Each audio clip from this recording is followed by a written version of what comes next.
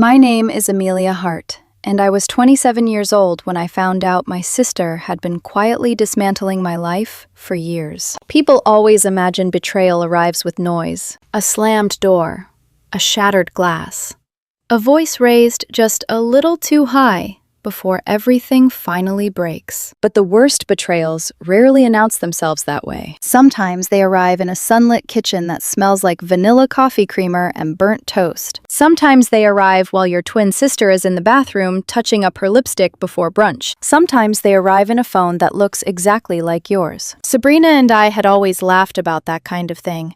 How we still bought the same cases, the same boots, the same winter coats in different shades, so our mother would stop saying we were impossible to tell apart.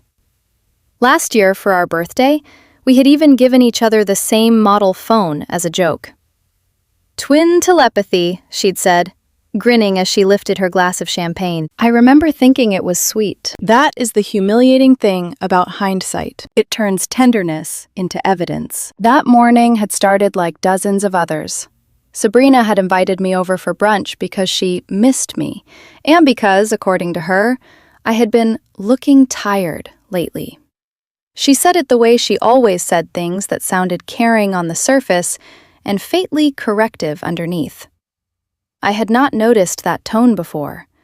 Or maybe I had, and loving her had made me edit it into something gentler. At 27, I was living alone in a townhouse I had once imagined filling with a husband and children.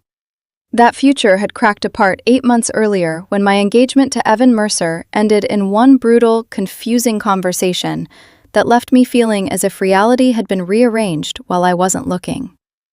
Before that, I had also stepped away from a promotion I'd worked toward for nearly a year because Sabrina convinced me I was too emotionally exhausted to handle the pressure. At the time, those things felt unrelated. Sad, yes. Painful, absolutely. But unrelated. I know better now. Sabrina was in the bathroom when I reached for what I thought was my phone on the kitchen counter. The apartment was warm from the oven, and there was music playing softly from a speaker near the window. Some lazy acoustic cover of a song neither of us actually liked.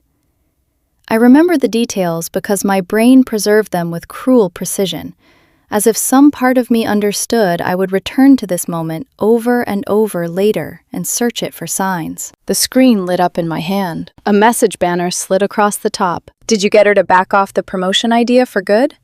Also, how long are you going to keep telling people I'm basically your harmless best friend?" I stared at it. At first, my brain did not understand what it was seeing. Dylan was Sabrina's boyfriend. Or at least, that was not something I knew officially. Sabrina had introduced him to me and everyone else as an old friend she could never date seriously. She'd joked that he was too chaotic, too flirtatious, too unserious. She acted embarrassed by him whenever he hovered too close at parties. Once, after he complimented my dress at her birthday dinner, she rolled her eyes and whispered, "Ignore him. Dylan flirts with furniture." I had believed her, because of course I had. I unlocked the phone with the passcode she had used since college. I wish I could tell you I hesitated. I didn't. My thumb moved before my conscience could catch up, and then I was inside a thread that made the room tilt sideways. At the top were recent messages. Casual. Cruel. Familiar in the way only repeated sins can be. Then I scrolled higher, and higher, and higher. 3 years. 3 years of texts between Sabrina and Dylan, stretching back like a private archive of my humiliation. It was not one lie, not one impulsive moment, not one ugly fight where someone said something unforgivable and later regretted it. It was architecture. Careful. Intentional. Patient. A life dismantled with manicured hands. There were messages about Evan, screenshots Sabrina had fabricated to make it look like I was entertaining another man during our engagement. Notes about what to say to him, when to send it, how long to wait before checking in like the supportive sister. Jokes about how predictable he was, how easy it had been to make him doubt me when he already felt insecure about my long hours and work travel. There were messages about my friendships, Sabrina telling Dylan that she had warned one friend I was emotionally unstable lately, and told another that I had said cruel things about her marriage.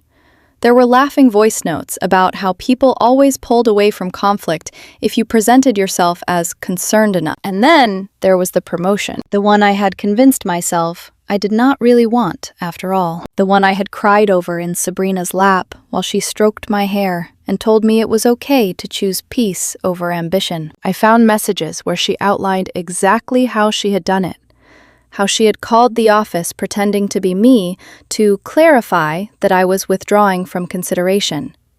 How she'd planted just enough doubt beforehand, telling me I looked run down, telling me people at that level were ruthless, telling me I was not ready for that kind of visibility yet. One text from her made my hand go cold. She thanked me for talking her out of it. She practically handed it away. Sometimes Amelia makes this way too easy. Another, Mom always acted like she was the fragile special one. I'm just correcting the balance. And another, sent at 1:13 in the morning nearly a year ago. Watching her cry over Evan was awful. Also satisfying. I know that sounds bad, but I'm tired of her getting the life that should have been mine. I had to grip the edge of the counter to stay standing. The kitchen around me remained offensively normal. The coffee machine gurgled, a car door slammed somewhere outside. From the bathroom came the muffled click of Sabrina closing a makeup compact. I remember staring down at the messages and thinking, absurdly, that I might throw up on her tile floor. Because how do you make sense of that? How do you reconcile the woman in those texts with the one who had sat beside my bed when I couldn't get out from under grief after the engagement ended? How do you merge the sister who brought soup when I was sick, who sent me flowers after bad meetings, who said, "You've always got me," with the one who had been documenting my collapse like a hobby? I kept scrolling, even though every instinct in me was begging me to stop. There were messages where she mocked my clothes, my softness, my trust. Messages where Dylan seemed uneasy, and she reassured him it was fine, that I never saw anything coming. Messages where she called me beautiful in the same sentence she called me weak. That part, more than anything, cracked something in me. Not the sabotage. Not even Evan. It was the intimacy of the cruelty. She knew exactly where to press, because she had spent 27 years learning the map of me. The bathroom door opened. I looked up too late. Sabrina stepped out in a cream sweater and gold hoops, still dabbing at the corner of her mouth with a tissue. Her smile was already in place, automatic and practiced, the kind of smile people trusted immediately. For one stupid second, she looked like my sister again. Just my sister. Familiar and lovely and ordinary. Then she saw the phone in my hand. Her expression changed so fast, most people would have missed it. A flicker. A pause. A calculation. "Oh," she said lightly. "You grabbed mine." I said nothing. She came a step closer. "Amelia?" The way she said my name made something icy slide down my spine. Not because it was harsh, because it was careful. I turned the screen toward her just enough for her to see Dylan's name. "Kyle texted you," I almost said, because in that first stunned minute, my memory still tangled with disbelief, and all I knew was that some man had helped destroy my life. But I caught myself. "Dylan texted you." Her face drained, then reassembled. It was extraordinary to watch, not because she cried, because she didn't. Not yet. First, she tried control. "Let me explain," she said quietly. I set the phone on the counter between us, as if it might burn me. "No.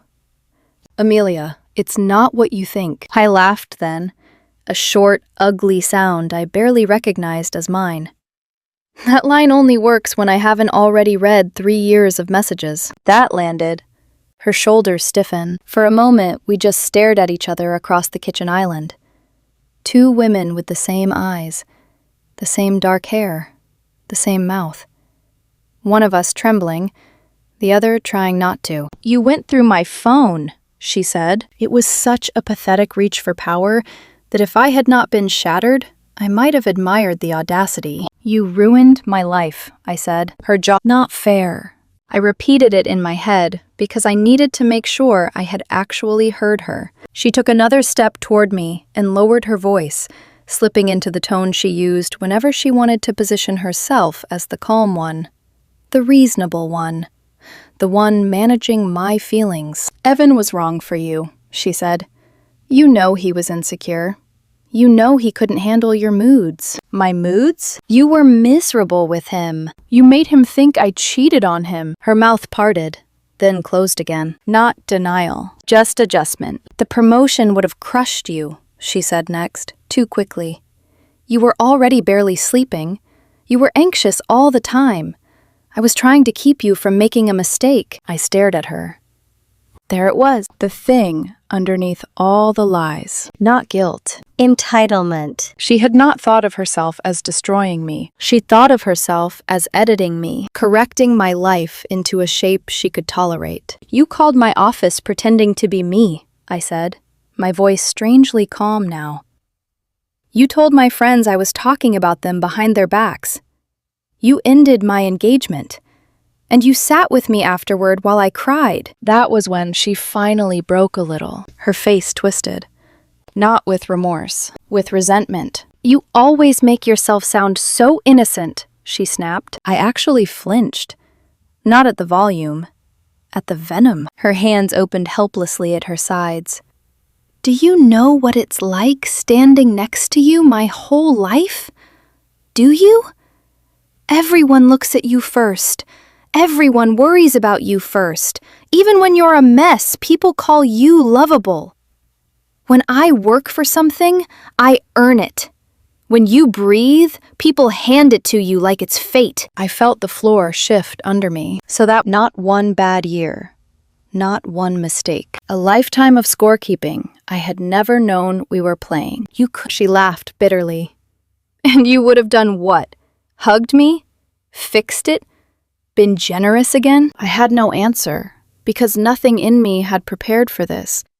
Not the words, not the hatred braided into them, not the realization that my sister had been translating my love into condescension for years. She started crying then, beautifully, silently, the kind of tears that had once made me drop every defense and reach for her. I did not move. That seemed to frighten her more than anything. "Amelia," she said, softer now, "please.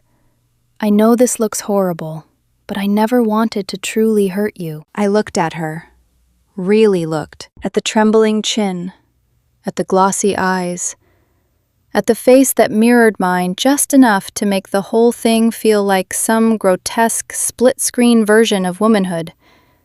One sister mourning, the other performing. And maybe that was unfair. Maybe part of those tears were real. But by then, it no longer mattered. "The saddest part," I said, picking up my purse from the chair by the door, "is that I never knew we were competing." She inhaled sharply. I slipped my own phone into my coat pocket and reached for the doorknob. "Amelia, don't leave like this." I turned back once.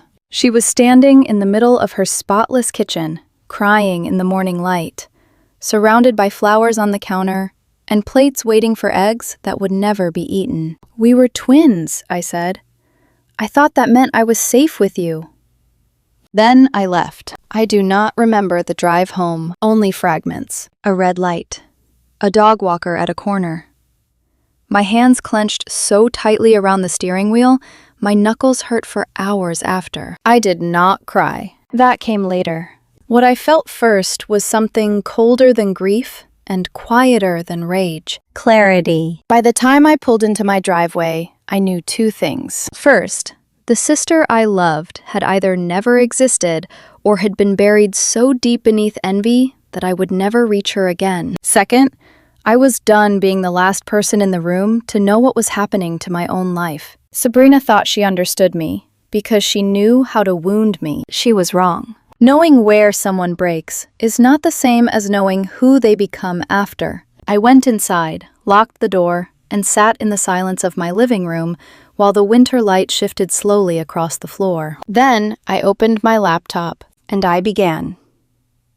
The first thing I did was make a list. Not because I was calm, not because I was strong, because if I did not force my mind into order, I knew I would drown in the chaos of what I had read. I wrote down dates I remembered.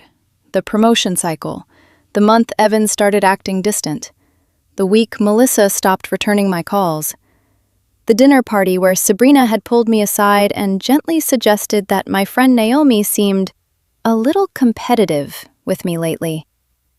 The afternoon she brought over soup and sat on my couch while I cried so hard I could barely breathe after Evan ended things. I wrote every moment I could remember where she had appeared at exactly the right time to comfort me after a wound she might have created herself. By midnight, the page looked less like notes and more like an autopsy. I barely slept. Every time I closed my eyes, I saw her face in that kitchen.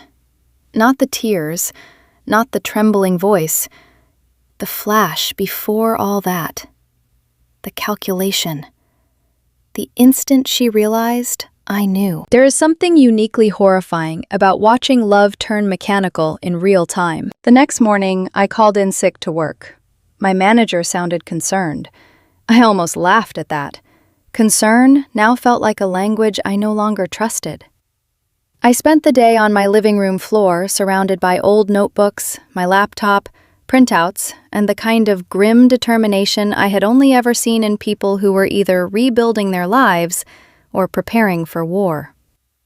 By noon, I understood one thing clearly. Sabrina had not simply interfered with a few moments. She had shaped the narrative around me. That was how she got away with it for so long. She did not attack directly. She leaned, whispered, suggested, redirected. She made herself the soft voice behind my worst doubts until my own judgment sounded less trustworthy than hers. And once I saw that, I started seeing it everywhere. Like the job. I had told myself for months that I walked away from that promotion because I was burnt out. Because Sabrina had lovingly pointed out that I had been exhausted, emotional, not ready for that kind of responsibility. She had sat at my kitchen table, tucking one leg beneath her, and said, "Aim, not every opportunity is meant for you just because you're qualified. Sometimes it's okay to choose your peace." I had cried then, relieved, grateful even, as if she were giving me permission to be human. Now I went through my old work emails and found a strange thread from that same week, an internal message saying I had confirmed I was withdrawing from consideration, followed by confusion from one of the senior managers when I later seemed surprised that the process had moved on without me. At the time, I assumed I'd been scattered and forgotten the phone call. Now I stared at it, with my pulse thudding hard in my throat. I requested the call log from my provider. I did not know whether I would get anything useful, but the office number was there. A short outgoing call from my phone plan while I had been in a dental appointment across town, according to the calendar reminder still sitting in my account. I stared at the screen so long, my vision blurred. She had done it. Not metaphorically, not emotionally, literally. She had used my phone while I was in another room, or left it unattended, and called my office as me. I sat very still after that. Sometimes truth does not hit like a scream. Sometimes it settles over you like snow and buries everything warm. By the third day, I had created folders on my laptop. Work, Evan, friends, family, Dylan. That last one stayed empty for almost an hour before I finally opened the message thread from Sabrina's phone again in my memory and admitted what I already knew. If I wanted to understand the full scope of her lies, I needed to deal with him too. Dylan Mercer, though no relation to Evan, a coincidence I had once found funny, had always seemed like one of those men who floated through rooms with too much charm and not enough seriousness. Sabrina had encouraged that impression. She described him as unreliable, flirtatious, harmless. At parties, she rolled her eyes when he got loud. Once, she told me he was basically a pretty problem with a gym membership. It is embarrassing, the way contempt can be borrowed secondhand. I had accepted her opinion of him without ever asking where it came from. Now, looking back through texts and social media, I began noticing things I had missed. The expensive watch he wore last Christmas. The way he always remembered exactly what Sabrina had said she liked. The birthday trip he arranged for her that she later downplayed as just a fun weekend. The patient way he looked at her when she was being cold for sport. The messages I had seen on her phone suggested something much more dangerous than casual dating. He loved her. And Sabrina had used that too. For 2 days, I wrestled with whether to contact him.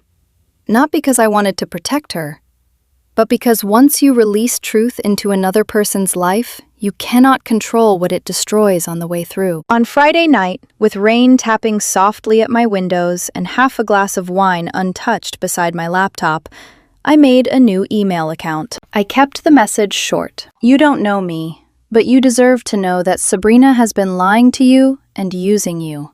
She has told people you are not her real boyfriend and has used your relationship as part of a long pattern of sabotage against her sister. Attached are screenshots from her messages. I included 6 screenshots. Only 6. Enough to prove the shape of it. Not enough to reveal everything I had gathered. My finger hovered over send for a long time. Then I clicked.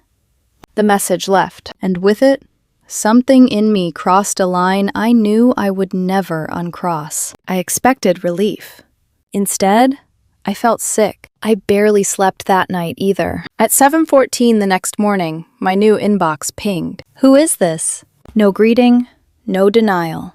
Just that. I stared at the screen, then typed carefully, someone who found out too late what Sabrina is capable of. The reply came 2 minutes later. The screenshots are real? I looked at his question for a long moment. Not, is this fake? Not, why are you doing this? Not even, what sabotage? Only, the screenshots are real? Which told me he already knew enough about her to believe it might be true. I wrote back, yes. He did not respond again for almost an hour. Then, she told me she kept our relationship private because her family is judgmental, and her sister is emotionally unstable and gets attached to men she can't have. She said she was protecting everyone. I felt something dark and exhausted move through me. There I was again, in her version of reality. Fragile, unwell, pathetic, convenient. I typed, deleted, typed again, I'm her sister.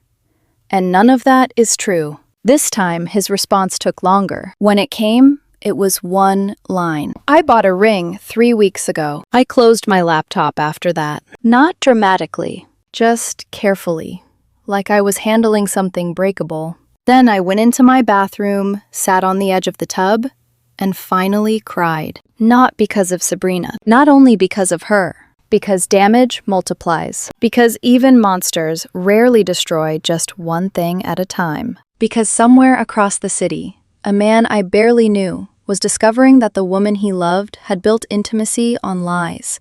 And because I knew exactly what that felt like. The crying passed. What replaced it was not softness. It was precision. Over the next 2 weeks, I became someone I had never been before. Methodical. Detached when necessary, ruthless only with facts. I stopped rereading old messages for pain and started reading them for evidence. I pulled bank statements, calendar entries, email metadata. I listened to old voicemails from Evan with new ears, and slowly, a second realization began hardening inside me. Sabrina had not merely lied about me. She had trained me to participate in my own diminishment. Every time she told me I was too sensitive, too trusting, too overwhelmed, too emotional, too fragile for more, she was not simply insulting me. She was building a cage and convincing me it was made of love. That realization broke me more than the engagement. More than the job, because it reached backward into childhood, into all the years when adults praised Sabrina for being the composed one, and worried over me because I got sick more often, cried more easily, felt things too visibly. I had always thought she resented that attention in small, normal ways, the kind siblings eventually outgrow. But Sabrina had not outgrown it. She had cultivated it, fed it, turned it into a worldview where every kindness toward me was theft from her. I booked my first therapy appointment on a Monday afternoon. The waiting room smelled like cedar and tea. There was a stack of magazines no one ever read, and a water dispenser in the corner that made hollow swallowing noises every few minutes. When the therapist called my name, I almost stood up and left. Not because I did not need help, because needing help suddenly felt humiliating in a brand new way. Sabrina had spent years positioning me as unstable. I was terrified that saying my story out loud would make me sound exactly like what she had always accused me of being. Dramatic, paranoid, impossible. But then I sat down across from Dr. Elaine Foster, a woman in her 60s with silver hair and a voice like folded wool, and she asked me, very gently, what happened? So I told her, not elegantly, not chronologically, just honestly, about the phone, about the messages, about Evan, about the promotion, about the strange sensation of remembering my life and no longer trusting any memory that involved my sister. At one point I stopped and said, I know how insane this sounds. Dr. Foster tilted her head slightly. No, she said.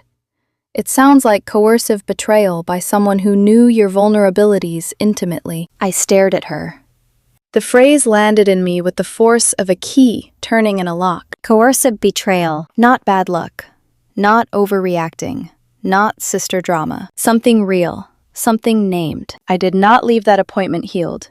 I left exhausted, puffy-eyed, and so angry I had to sit in my car for 10 minutes before driving. But I also left with language. And language is dangerous when you have spent years being kept confused. 3 days later, Evan called. I nearly let it go to voicemail. His name still did something ugly to my ribs. Even after everything, there are people your body remembers as a wound long after your mind develops theory around them. I answered on the 4th ring. Amelia. Just hearing him say my name almost undid me. His voice was tentative, lower than I remembered. Older somehow. I know I probably don't deserve this call, he said, but there's something I need to ask you. I leaned back against my kitchen counter, suddenly cold. What? A pause. Then, did Sabrina ever tell you why I ended things the way I did? I closed my eyes. There it was, the beginning of another body being pulled from the wreckage. She said you were angry, I replied, and hurt, and that you'd seen things that made you feel like you couldn't trust me. He exhaled shakily. She sent me screenshots, messages from your number, conversations with some guy. You sounded cruel. Careless, like you were laughing at me. My grip tightened around the phone. I didn't send them. I know that now, he said, and the ache in those 4 words nearly made me sit down on the floor. Silence stretched between us. Then he said, I saw Sabrina at a gallery event last week. I asked her something simple about you, and she got defensive too fast. It bothered me. Then one of her friends said something weird about how Sabrina always liked managing other people's relationships, and I started thinking about all of it again.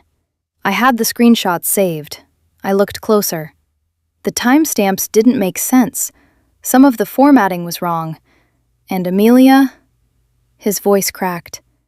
I think I let someone else narrate you to me. For a second, I could not speak, because that was the truest thing anyone had said to me in weeks. Someone else narrate you. That was the whole crime, wasn't it? Not just the lies themselves. The theft of authorship. I loved you, he said quietly. I swallowed hard.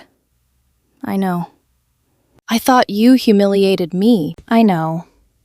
He made a small, broken sound on the other end of the line. I'm sorry. The apology entered me like light through a cracked door. Welcome, but too late to warm the whole room. Part of me wanted to ask why he hadn't come to me directly, why he trusted screenshots over the woman he claimed to love, why one performance of betrayal had outweighed years of knowing me. But another part of me already understood, because Sabrina was good. Because trust, once contaminated, becomes cowardly. Because people will believe the story that protects their pride fastest. "I'm not calling to fix anything," Evan said after a moment. "I just needed you to know I was wrong." I rested my forehead against the cabinet behind me. Thank you for telling me. It was all I could offer without reopening wounds I was still trying to stop bleeding from. After we hung up, I stood there in the quiet for a long time, staring at nothing. Then I added another folder to my desktop, Parents. Because by then I understood something else, too. Truth was moving outward, whether I wanted it to or not. Dylan knew. Evan knew. Sooner or later, my parents would know too. And if that conversation was going to happen, it would happen with evidence, not with emotion they could dismiss as sibling conflict, not with tears they could reinterpret as misunderstanding. Facts, dates, records. The kind of truth that does not rise in volume when challenged. It simply remains. Sabrina texted me twice during those weeks. The first message came 4 days after brunch. "I know you're hurt, but please let me explain properly. You saw things out of context." The second came after a longer silence. "I'm still your sister. No matter what happened, that should mean something." I read both. I did not answer, because for the first time in my life, I understood the difference between being loved and being claimed. At night, I still thought of her, not the woman in the messages, not the one in the kitchen, the old versions, the ones that hurt more. Sabrina at 9, slipping into my bed during thunderstorms because the sound scared her. Sabrina at 16, sitting cross-legged on my bedroom floor, helping me bleach a bad box dye job while we laughed until midnight. Sabrina at 22, holding my hand after I woke up from minor surgery, whispering that I looked terrible, but she still loved me. Those memories were the hardest part. Not because I thought they erased what she'd done, because I still did not know if they had ever been real. That was what betrayal like this steals most efficiently. Not just your future, your past. By the end of the 3rd week, I had built a timeline so complete, it made me nauseous to look at it.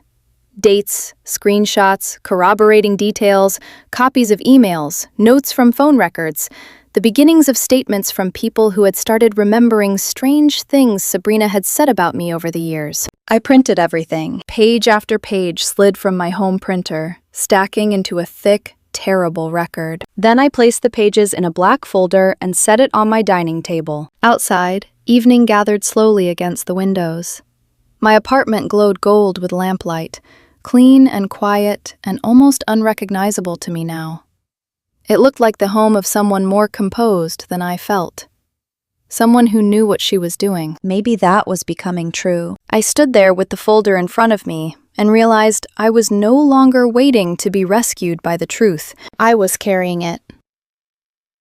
And soon, I was going to set it down at my parents' table and make them see the daughter they thought they knew.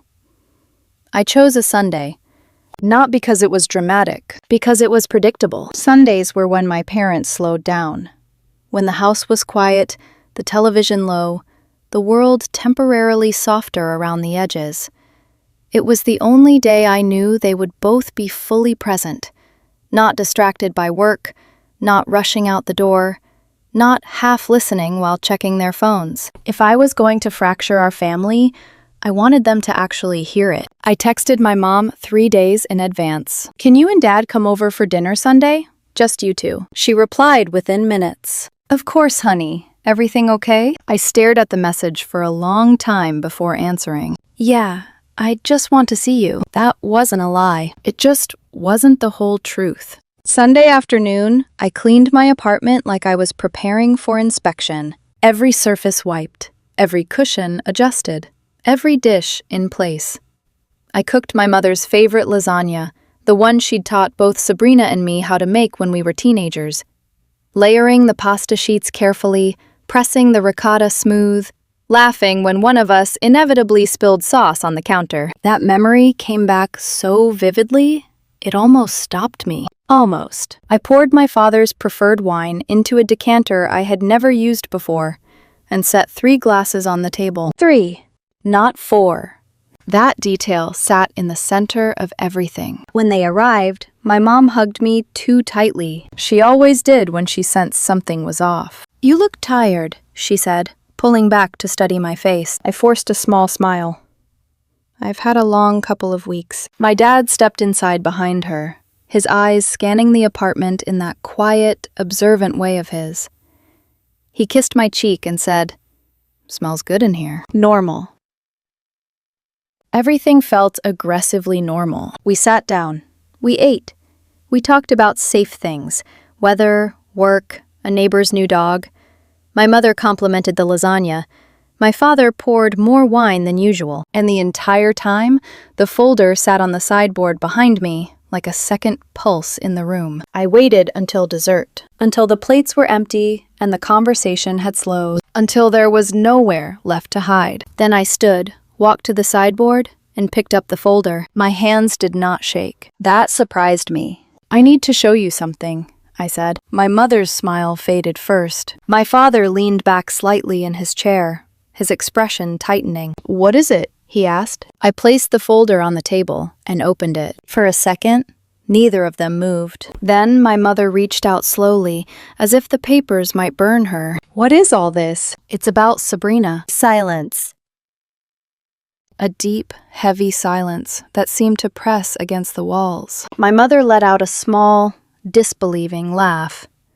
"Amelia, if this is about some misunderstanding, it's not." My voice cut through hers before I could soften it. "I need you to look at it." My father pulled the first sheet toward him, a printed screenshot, a message thread. He read the first line, then the second, then he stopped. His eyes lifted to mine, searching. What is this?" "Sabrina's messages," I said, "to her boyfriend, about me." My mother shook her head immediately. No, that doesn't make sense. Sabrina wouldn't." "Just keep reading." Something in my tone must have reached her, because she fell quiet. And then they read. There is no screaming, no arguing, just the slow, visible collapse of certainty. My father turned pages methodically at first, then faster, then not fast enough. My mother covered her mouth halfway through the second section. By the time they reached the part about Evan, the fabricated screenshots, the staged betrayal, I saw her shoulders begin to tremble. She didn't do this," my mother whispered, but the words had already lost their conviction. I didn't interrupt. I didn't explain. I let the evidence speak. The promotion, the phone call, the messages about my friends, the commentary, casual, cutting, precise, about my personality, my weakness, my predictability. Every page peeled something away. When my father reached the printed call log, he stopped completely. His face went still, in a way that frightened me more than anger would have. "You were at a dental appointment that afternoon," he said slowly. "Yes." "And this call was made from my number." The room seemed to tilt. My mother pushed her chair back suddenly, standing too fast. She pressed a hand to her stomach. "I need a minute." She left the table. I heard the bathroom door close down the hallway. For a long moment, it was just my father and me. He didn't look at me. He stared at the papers like they might rearrange themselves into something less monstrous if he waited long enough. "We gave her everything," he said finally, his voice low. It wasn't defensive. It wasn't even directed at me. It was bewildered. Same schools, same opportunities, same... He stopped, swallowing hard. "Same love." I leaned back in my chair, exhaustion settling deep into my bones. "I know," I said. He shook his head slowly, like he was trying to dislodge the reality in front of him. "I don't understand," he whispered. "I think she always did," I replied. That made him look up. I held his gaze. "She thought I had more than her," I said. "Even when I didn't. Even when it was just perception." He sat there for a long time after that. 10 minutes, maybe more. When my mother came back, her eyes were red and her hands were shaking. She didn't sit immediately. She stood behind her chair, staring at the table, like it no longer belonged to her. She began again. But this time, the sentence broke apart halfway through. I pushed one page toward her, a message where Sabrina wrote, "Mom always treats her like she's fragile, like she needs more. It's exhausting. Someone has to level things out. My mother stared at the words. Then she sat down very slowly, and for the first time since I started speaking, she said nothing at all. They confronted her that night. I wasn't there. I didn't want to be. I had done my part. I had told the truth. What they did with it was theirs to carry. My phone rang just after midnight. It was my mother. I answered immediately. There was silence on the line for a moment. Then, she tried to deny it. Her voice sounded different, older. Then she said you were exaggerating, that you were always sensitive, that you misunderstood things. I closed my eyes. Of course she did. Then she said we pushed her into it, my mother continued, that we favored you, that we made her feel invisible. I swallowed. And then? I asked quietly. My mother let out a shaky breath. And then she stopped arguing. A pause. When your father showed her the call log and the messages, her voice cracked. She just sat down and said she didn't think it would go this far. Something inside me went very still. That sentence, more than everything else, not remorse, not regret, just surprise at consequences. What are you going to do? I asked. There was another long silence. I don't know, my mother said honestly. But I know we can't pretend this didn't happen.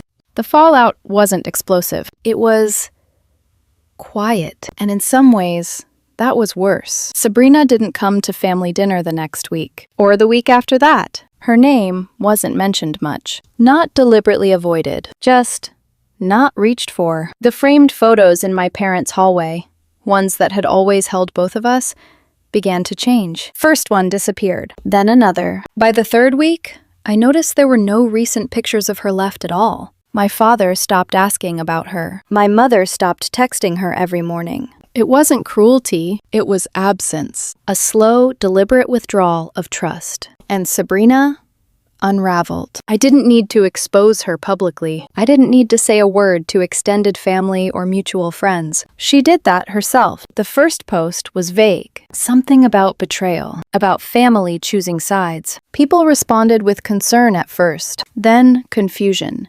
then distance. The second post was longer, more emotional, more pointed. Accusations without details. References to loyalty, to sacrifice, to being misunderstood. By the third, something had shifted. It wasn't anger anymore. It was instability. People noticed. They always do, because the truth has a gravity to it. You don't have to announce it.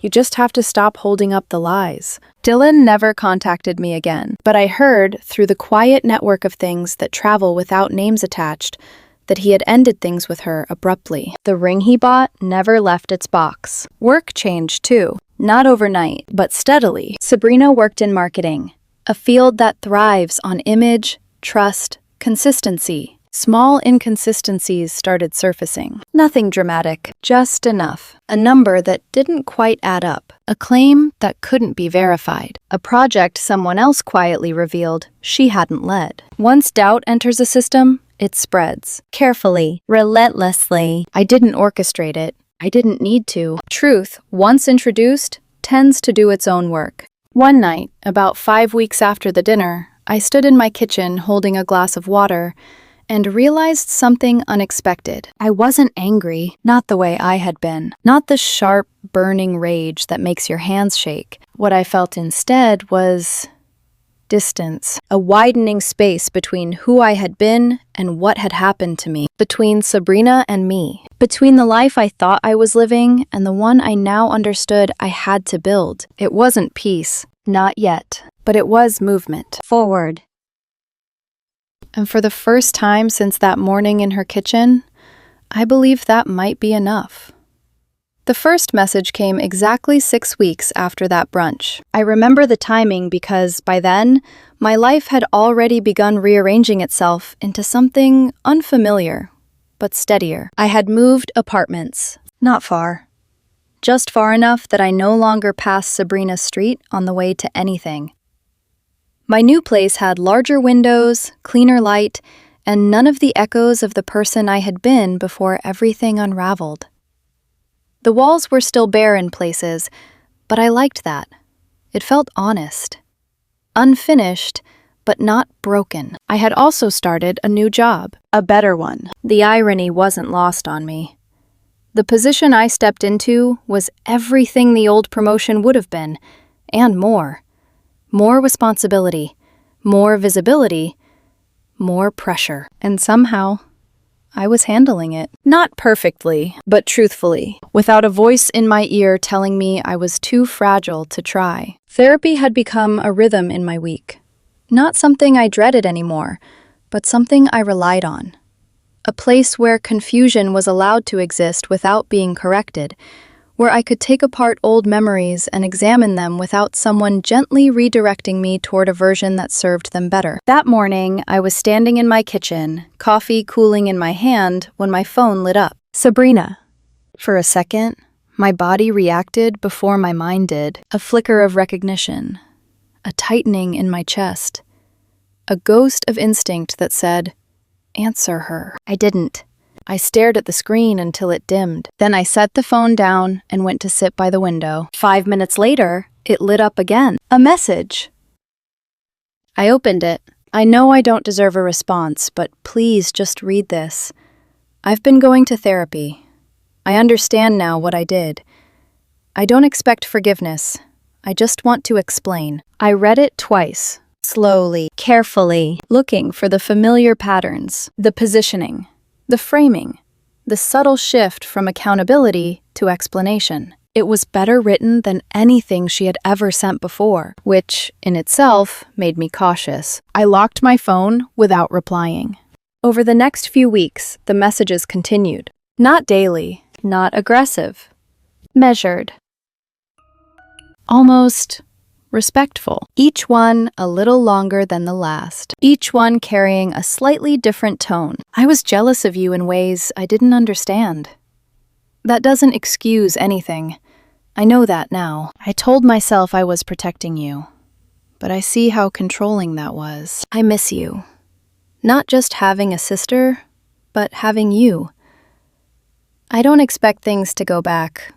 I just want a chance to show I'm trying to change. I read every message. I didn't answer a single one. Not because I was punishing her. That would have been easier. Cleaner. There's a certain clarity in anger. It tells you exactly where to stand, but I wasn't angry anymore. Not in that sharp, defining way. What I felt instead was distance. And distance is harder to navigate because it doesn't push you away. It simply doesn't pull you back. 3 months after the dinner, Evan called again. This time, I almost didn't hesitate. "Hey," he said when I answered, his voice softer than before. "Hi." We talked for a while. About nothing at first. Work. The weather. Safe things. Then, inevitably, about everything. "I've been thinking a lot," he said. "About us. About what happened. About how easily I believed something that didn't match who you were." I listened, because this version of the conversation was different. Not defensive, not urgent. Reflective. "I don't expect anything," he continued. I wanted to know if there's any part of you that would consider trying again." There it was, the question that, months ago, would have undone me. The version of me who loved him, the version Sabrina had slowly dismantled, would have said yes before he finished asking, but I wasn't her anymore. I stood by my window, looking out at the city moving below me, and tried to answer honestly. Not for him, for me. "I loved you," I said. His breath caught slightly on the other end of the line. "And part of me probably always will," I continued. "But the person who loved you didn't have to question everything she remembered. She didn't have to rebuild herself from scratch." Silence. Not uncomfortable, just real. "I'm not her anymore," I said quietly. He didn't interrupt. "I don't think I can go back and try to fit into something that existed before all of this, even if we both want it to work." Another pause. Then, softly, "I understand." And I believed him, which, in its own way, felt like closure. We didn't hang up immediately. We talked a little longer. Not about us, just about life. Then we said goodbye. Not forever, but enough. The last message Sabrina sent came on my birthday, 6 months after that morning in her kitchen. I recognized the number immediately. I always would. I opened it without hesitation. Happy birthday.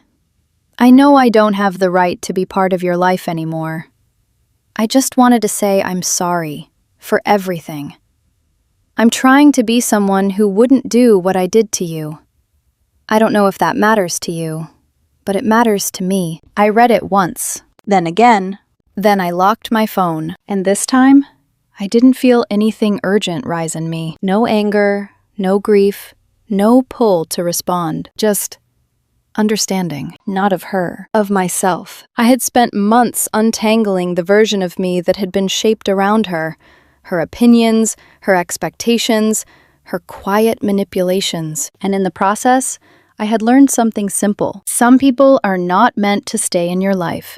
Not because they are entirely evil, not because they are incapable of change, but because who they were with and who you had to become to survive them cannot coexist with the life you are trying to build. I deleted the message, not as a statement, not as a punishment, just as a decision. The last I heard, Sabrina moved across the country, a new city, a new job, a new beginning in a place where no one knew her history. Maybe she changed. Maybe she found peace. Maybe she learned how to love without turning it into control. Or maybe she simply found a new story to step into. It didn't matter anymore, because her story no longer included me. Sometimes, late at night, I still think about her. Not the woman who wrote those messages. Not the one who stood in that kitchen calculating what I had seen. The other one, the sister I thought I had. The one who laughed too loud at bad jokes. Who stole my clothes and pretended she hadn't. Who once told me, at 17,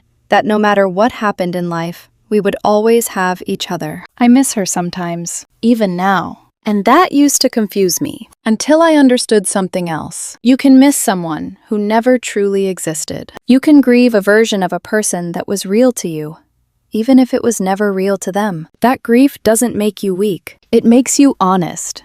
In the end, there was no final confrontation, no dramatic closure, no perfect apology that fixed everything. There was just distance, and the quiet, steady rebuilding of a life that no longer had space for someone who had once known exactly how to break it. Sabrina lost access to me, and I gained something far more valuable than revenge. I gained clarity, the kind that doesn't shout, the kind that doesn't need witnesses, the kind that lets you walk away without looking back. Not because you're strong, but because you finally understand what staying would cost. Sometimes the best ending isn't justice. It isn't reconciliation. It isn't even forgiveness. It's peace, and the decision to become someone who can never be undone by the same person twice.